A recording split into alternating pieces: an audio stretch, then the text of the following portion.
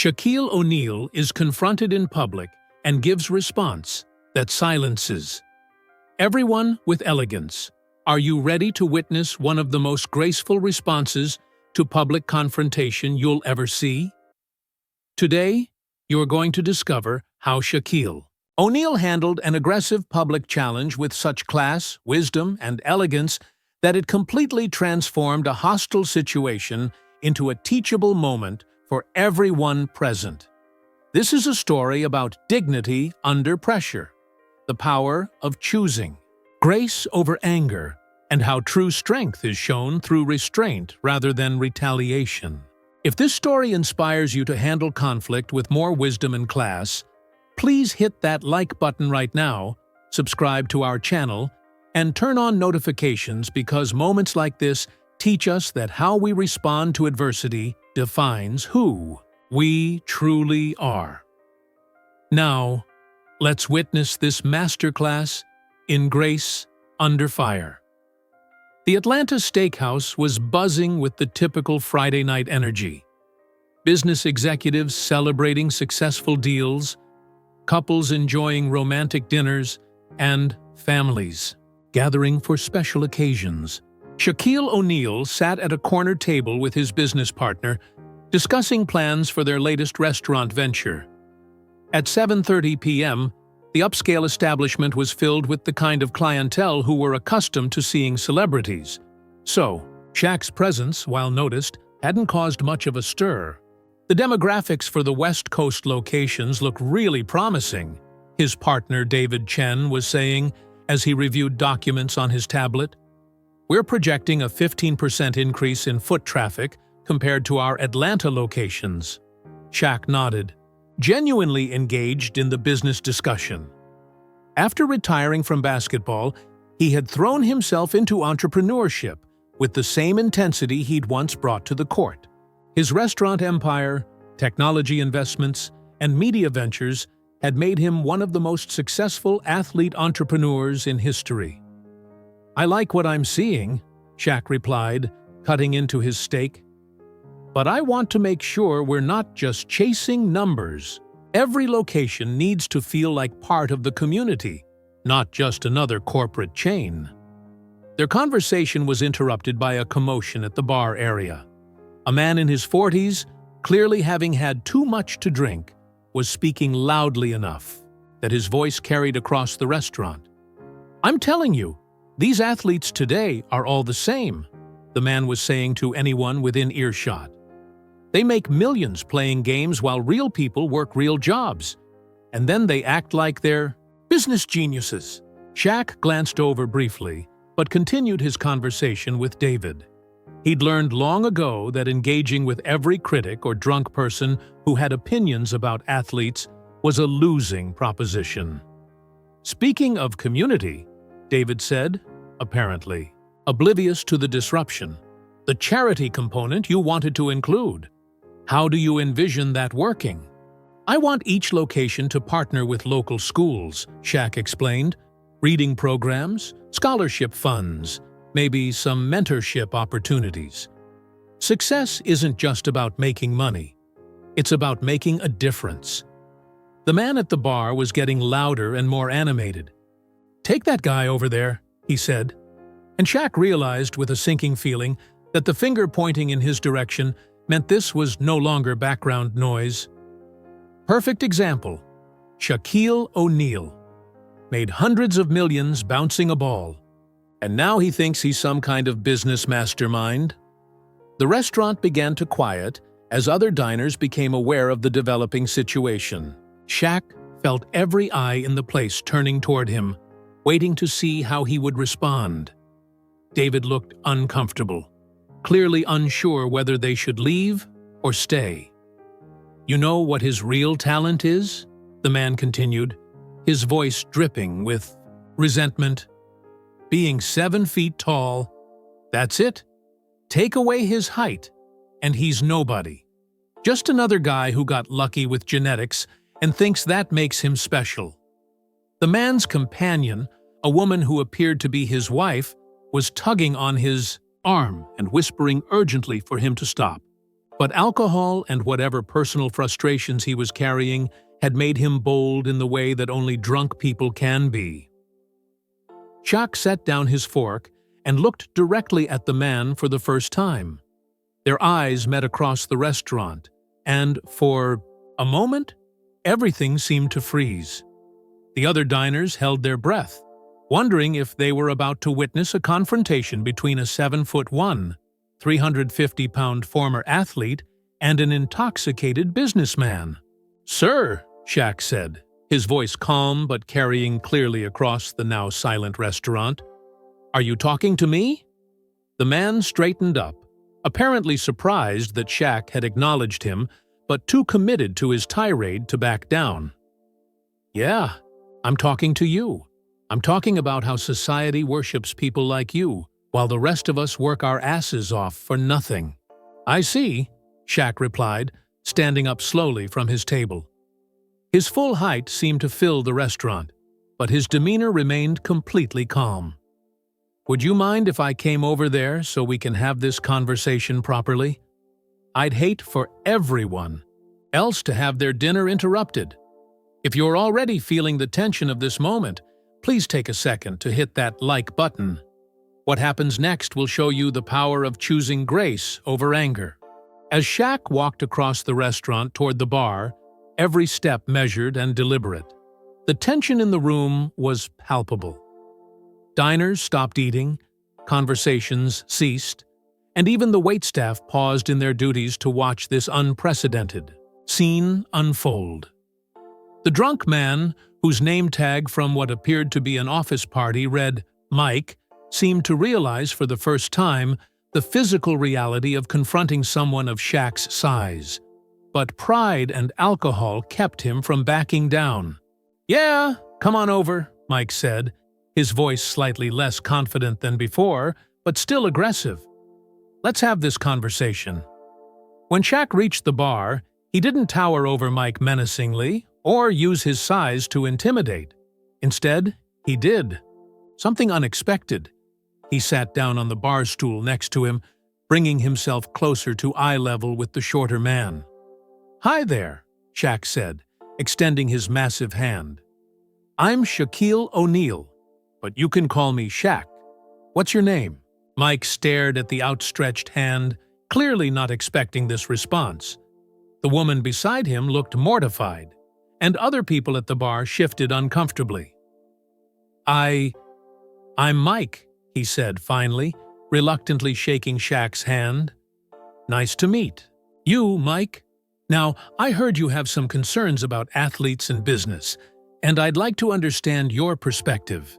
But first, can I ask what you do for work?" Mike seemed thrown off by the question. "I'm an accountant. I work for a mid-size firm downtown, 60 hours a week for the past 15 years. "That's impressive," Shaq said, and his tone suggested he genuinely meant it. 15 years is a serious commitment. You must be good at what you do." "I am good at what I do," Mike replied, some of his hostility wavering in the face of Shaq's unexpected respect. "But I make in a year what you probably made in a game." "You're probably right about that," Shaq agreed, "and I can understand how that might feel unfair. Can I tell you something, though?" Mike nodded, seemingly hypnotized by Shaq's calm demeanor. "You said my only talent was being 7 feet tall. And you know what? You're partially right. I was born with a genetic advantage that most people don't have. But can I ask you something? Do you think height alone is enough to succeed in the NBA?" Well, it doesn't hurt," Mike replied, but his voice had lost most of its earlier aggression. "You're absolutely right. It doesn't hurt. But Mike, there are thousands of 7-footers in the world. Most of them never make it to professional basketball. So, what do you think separates the ones who do from the ones who don't?" Mike was quiet for a moment, apparently considering the question seriously for the first time. "I guess work? Training?" "Exactly," Shaq said, his voice warming. From the time I was 13 years old, I practiced basketball 4 to 6 hours every single day. I studied film, worked with coaches, lifted weights, ran drills until my hands bled. I did that for 20 years. He gestured to the bartender. Could I get a water, please? And whatever Mike is drinking. The bartender, who had been listening to every word like everyone else in the restaurant, quickly served the drinks. But here's the thing that might surprise you, Mike, Shaq continued. Basketball was just the beginning. When I retired, I could have lived comfortably on what I'd earned. But I spent years learning about business, studying under mentors, making mistakes, losing money, figuring out what worked and what didn't. What do you mean? Mike asked, now genuinely curious rather than hostile. I mean, I went back to school and got my MBA. I spent countless hours learning about finance, marketing, operations. I failed at some ventures and learned from those failures. The restaurants you mentioned, I didn't just put my name on them, I learned every aspect of the business, from food costs to location analysis to employee management. Shaq paused to take a sip of his water. So, yes, I was fortunate to be born tall. But everything else, the basketball success, the business success, the opportunities I have now, those came from work. The same kind of work you've been putting in for 15 years as an accountant. Mike was staring at his drink. His entire demeanor changed. I didn't know that. There's no reason you would, Shaq replied graciously. Most people see the end result, not the process. And Mike, I want you to know something else. I have tremendous respect for what you do. 60 hours a week for 15 years. That's dedication. That's the kind of work ethic that builds everything important in society. Around them, the restaurant had remained completely silent, with every person within earshot hanging on every word of this unexpected exchange. I feel like an idiot, Mike said quietly, his earlier aggression completely evaporated. Don't, Shaq said firmly. You feel frustrated, and I understand that. You work hard. You deserve respect for that work. And sometimes it feels like society doesn't value the contributions of people like you. That frustration is valid. He leaned forward slightly. But here's what I've learned, Mike. Success isn't a zero-sum game. My success doesn't take anything away from yours. In fact, the businesses I've built have created thousands of jobs for people just like you. Accountants, managers, servers, cooks, all kinds of hard-working people who deserve good opportunities. Mike looked up at Shaq with what appeared to be a mixture of shame and respect. I owe you an apology. I was way out of line. You don't owe me anything, Shaq replied, but maybe we can both learn something from this conversation. What happened next surprised everyone in the restaurant, including Shaq himself. Mike, the man who had been hurling insults just minutes earlier, began to open up about his life in a way that transformed the entire nature of their interaction. You want to know the truth? Mike said, staring into his drink. I wasn't really angry at you. I'm angry at myself. Shaq remained quiet, sensing that Mike needed to talk. 15 years ago, when I started at the firm, I had all these dreams. I was going to work my way up, maybe start my own practice, make a real difference. But somehow, I don't know, life just happened. Bills, mortgage, kids, and before I knew it, I was just another middle-aged guy stuck in a cubicle, watching other people live the lives I thought I'd have. The vulnerability in Mike's voice was striking, and Shaq felt a wave of empathy for this man who had moments ago been his antagonist. Mike, Shaq said gently, how old are you? 43. So you're telling me your story is over at 43? Mike looked confused. What do you mean? I mean, you talk about yourself like you're already dead. like there are no more chapters to write. But you're 43 years old with 15 years of experience in a profession that teaches you about business, finance, and operations. Do you have any idea how valuable that knowledge is? I've never thought about it that way. What did you want to do? You mentioned starting your own practice. For the first time since the conversation began, Mike's eyes lit up slightly. I always wanted to help small business owners. You know, the mom-and-pop shops that can't afford big accounting firms but need real financial guidance. I see so many of them making basic mistakes that could be easily avoided. Shaq leaned forward with genuine interest. That sounds like a real need in the market. What's stopping you? Fear, I guess. Fear of failing. Fear of starting over. Fear of giving up the security I have now, even if I'm not happy with it. Can I tell you something about fear? Shaq asked. Fear is usually just excitement without breath. When I retired from basketball, I was terrified of business.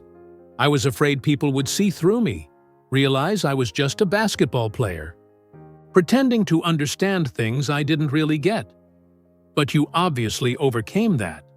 I did, but not by eliminating the fear. I overcame it by deciding that the fear of staying stuck was worse than the fear of failing while trying something new. Mike was quiet for a long moment, processing what Shaq had said.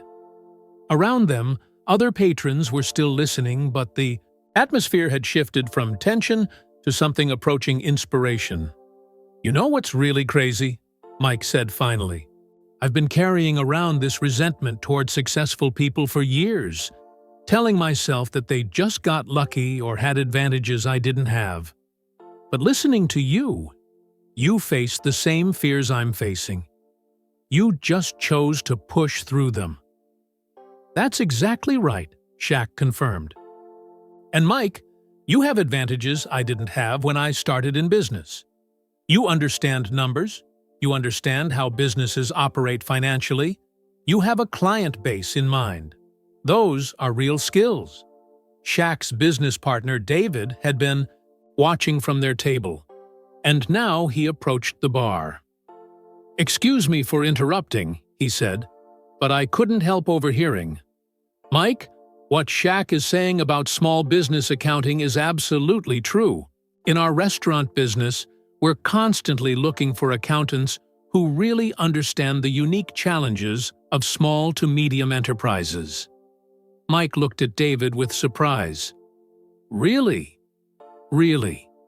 The big firms don't want to deal with businesses our size, and the small local accountants often don't have the expertise to help us grow strategically. There's a real gap in the market. Shaq smiled as he watched the conversation develop. Mike, what if I told you that this moment, this conversation we're having right now, could be the turning point you've been waiting for? What do you mean? I mean, maybe the universe put us in the same restaurant tonight for a reason. Maybe your frustration and my response to it was supposed to help you realize that it's time to stop making excuses and start taking action toward the life you actually want. Mike looked around the restaurant, suddenly aware that dozens of people had been listening to their entire conversation. Instead of embarrassment, his face showed something approaching wonder. You're serious, aren't you? You really think I should pursue this small business accounting idea? Mike, I think you should pursue whatever makes you excited to wake up in the morning. But yes, based on this conversation, I think you have both the skills and the passion to succeed in helping small businesses. David pulled out a business card. Mike, if you're serious about exploring this, give me a call. Even if you decide not to start your own practice, we could probably use someone with your experience and perspective as a consultant. Mike stared at the business card as if it were a winning lottery ticket. I can't believe this is happening. Believe it, Shaq said. But more importantly, act on it. The difference between successful people and everyone else isn't talent or luck. It's the willingness to turn moments of clarity into action. By this point, the entire restaurant had become invested in the unfolding story. What had started as a potential confrontation had evolved into something entirely different. A real-time lesson in how grace, empathy, and genuine conversation could transform hostility into hope. The restaurant manager, a woman in her 30s named Jennifer, approached their group at the bar. "Excuse me, Mr. O'Neill. I just wanted to say that I've never seen anything like this. The way you handled this situation, it's incredible." "Thank you," Shaq replied. "But Mike deserves credit too. It takes courage to be vulnerable, to admit when you're wrong, and to be open to changing your perspective." Mike's wife, who had been watching the entire exchange with amazement, finally spoke up. "Mike, I haven't seen you this excited about anything in years." "Lisa, this is crazy," Mike said to his wife. "An hour ago, I was drunk and angry and making an ass of myself. Now I'm sitting here talking about starting my own business with Shaquille O'Neal." "It's not crazy," Lisa replied. "It's exactly what you needed. You've been stuck for so long, and maybe it took this to shake you loose." Shaq stood up from his bar stool and addressed not just Mike, but everyone in the restaurant who had been listening. "Can I share something with all of you? What happened here tonight is a perfect example of how our assumptions about each other prevent us from connecting as human beings." The restaurant was completely quiet, everyone giving Shaq their full attention. Mike assumed that my success came easily, that I hadn't earned it through work and sacrifice. I could have assumed that Mike was just another drunk guy looking for someone to blame for his problems. Both of those assumptions would have been wrong, and they would have prevented us from having a conversation that I think has been valuable for both of us. He gestured around the restaurant. How many of you have made similar assumptions about people? How many times have you looked at someone's success and decided they didn't deserve it? Or looked at someone's struggles and decided they weren't trying hard enough? A man at a nearby table raised his hand tentatively. "I have to admit, I've done both of those things." "We all have," Shaq replied. "It's human nature. But tonight showed me something important. When we choose curiosity over judgment, when we choose to listen instead of react, when we choose to see the person behind the behavior, amazing things can happen." A woman at another table spoke up. "Mr. O'Neill, how did you stay so calm when he was saying those things about you?" "I would have been furious," Shaq smiled. "I was frustrated for a moment, but then I remembered something my mother taught me when I was young. She said, 'Shaquille, when someone attacks you, they're usually attacking something in themselves. Your job isn't to attack back. It's to help them see that they're better than their worst moment.'" "That's beautiful," the woman replied. "And it works," Shaq continued. "Mike wasn't really angry at me. He was angry at feeling stuck, at feeling like his dreams were slipping away, at feeling like he wasn't living up to his own potential. Once we addressed those real issues, the anger toward me disappeared." Mike nodded vigorously. "That's exactly right. I was using you as a symbol for everything I thought was wrong with my life. But the real problem was that I'd stopped believing in myself." David, Shaq's business partner, addressed the crowd. "This is going to sound like a business seminar, but what we witnessed tonight is a masterclass in conflict resolution. Instead of escalating the situation, Shaq de-escalated it. Instead of defending himself, he sought to understand. Instead of proving Mike wrong, he helped Mike discover what was right about his own dreams."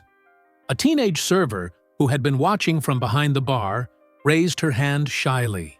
"Mr. O'Neill, I'm starting college next year, and I'm really scared about failing. Do you have any advice?" "What's your name, sweetheart?" "Amanda." "Amanda, what are you planning to study?" "Business administration. I want to run my own restaurant someday, Maybe a chain like yours." Shaq's face lit up. "That's fantastic. And you're scared you'll fail?" "Yeah. My family doesn't have much money, and if I mess this up, I won't get another chance." "Amanda, can I tell you something? The fact that you're scared means you understand how important this is to you. Fear isn't your enemy, it's your advisor. It's telling you to take this seriously, to work hard, to prepare well." He gestured to Mike. Mike here spent 15 years learning skills that would make him an incredible restaurant consultant. You're about to spend 4 years learning skills that will make you an incredible restaurant owner. The difference between people who succeed and people who don't isn't the absence of fear. It's the willingness to act despite the fear. "But what if I'm not smart enough?" "Amanda, you're smart enough to recognize a good opportunity when you see it, smart enough to ask for advice, and smart enough to be honest about your fears. That's 3 kinds of intelligence that will serve you well in business." As the evening progressed, what had started as Shaq and Mike's conversation had evolved into an impromptu seminar on dreams, fears, personal growth, and the power of human connection. Other diners began sharing their own stories, their own fears and aspirations, creating a sense of community that none of them had expected when they walked into the restaurant that night. 3 months later, Shaquille O'Neal received an email that would become one of his most treasured communications. It was from Mike, the accountant who had confronted him in the restaurant that night. "Dear Shaq," the email began, "I wanted to update you on what's happened since our conversation at the steakhouse. That night changed my life in ways I'm still discovering." Shaq smiled as he continued reading from his home office in Atlanta. 2 weeks after we talked, I submitted my resignation at the firm and started my own small business accounting practice. I was terrified, but I kept hearing your voice saying that fear is just excitement without breath. David has been incredible. His company became my first client, and the referrals have been steady ever since. But the business success isn't even the most important part. Lisa says I'm a different person, more confident, more engaged with our kids, more excited about life in general. She told me that she'd forgotten what it looked like when I was passionate about something. Shaq leaned back in his chair, feeling a warmth that had nothing to do with business success or personal achievement.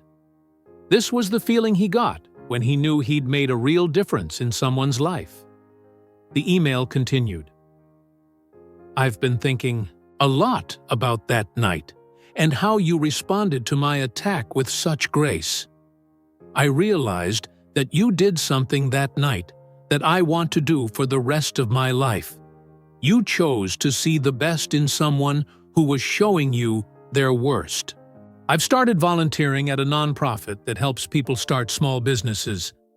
Every time I meet with someone who's scared or frustrated or convinced they can't succeed, I think about how you treated me that night.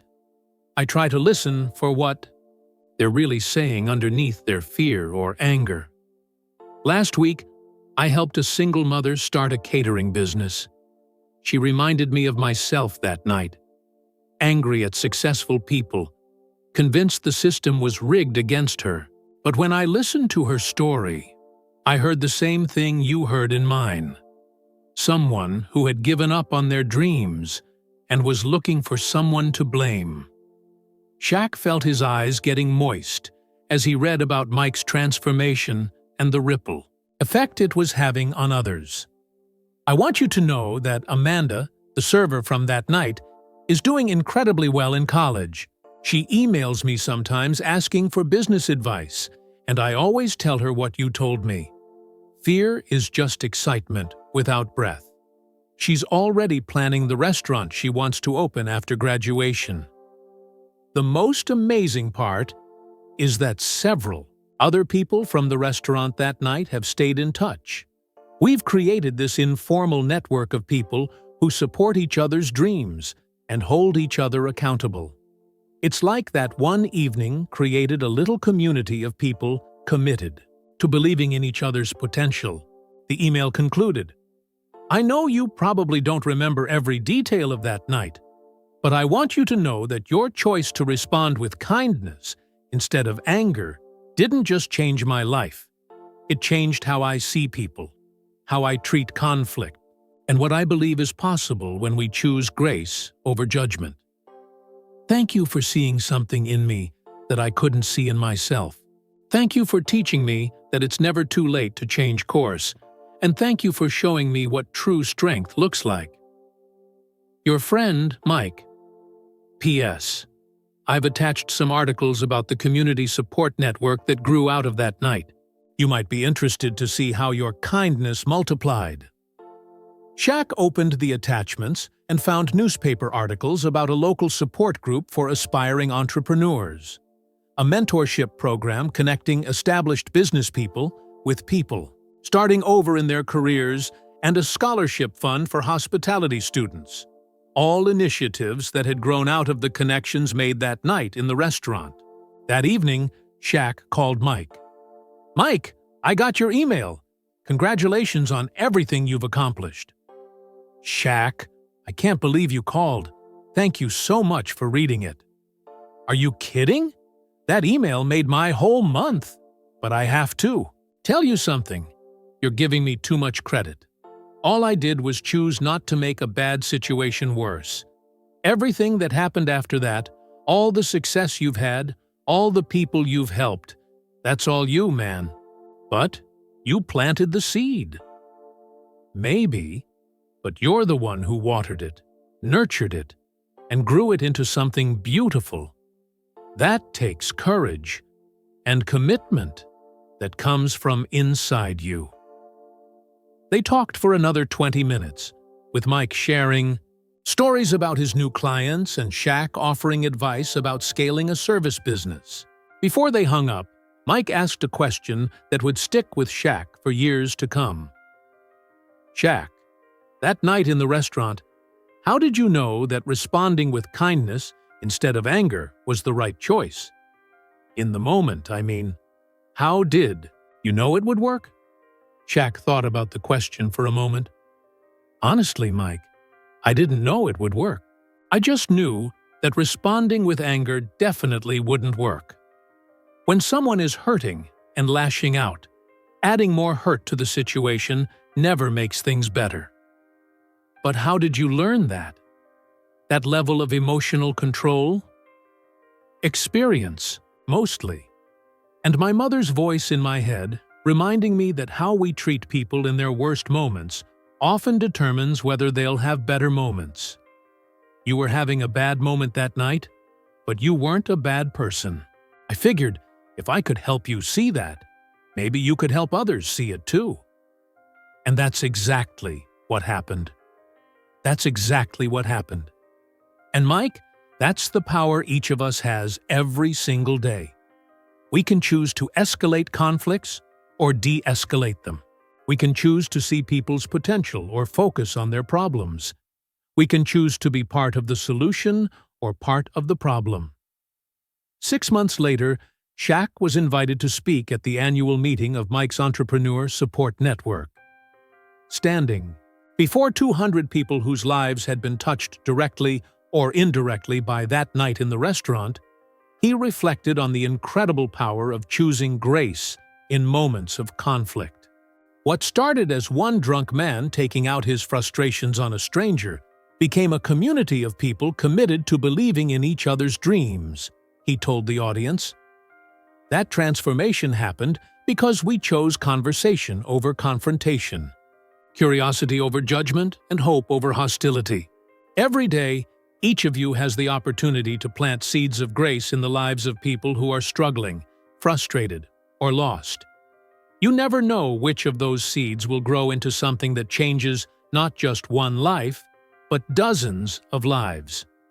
As he looked out at the audience, successful business owners, struggling entrepreneurs, students, and dreamers of all ages, Shaq realized that the most important victory of his life had nothing to do with basketball championships or business deals. It was the victory of choosing love over anger on a random Friday night in Atlanta, and watching that choice multiply into a movement of hope and possibility. This incredible story shows us that our response to conflict and confrontation has the power to transform not just our own lives, but the lives of everyone around us.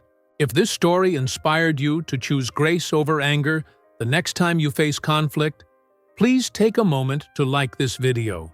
Subscribe to our channel for more stories about the power of human kindness, and share it with someone who might need to be reminded that how we treat people in their worst moments often determines whether they'll have better ones. Remember, true strength isn't shown through retaliation, but through the courage to respond to hostility with grace. Thank you for joining us on this beautiful journey of transformation.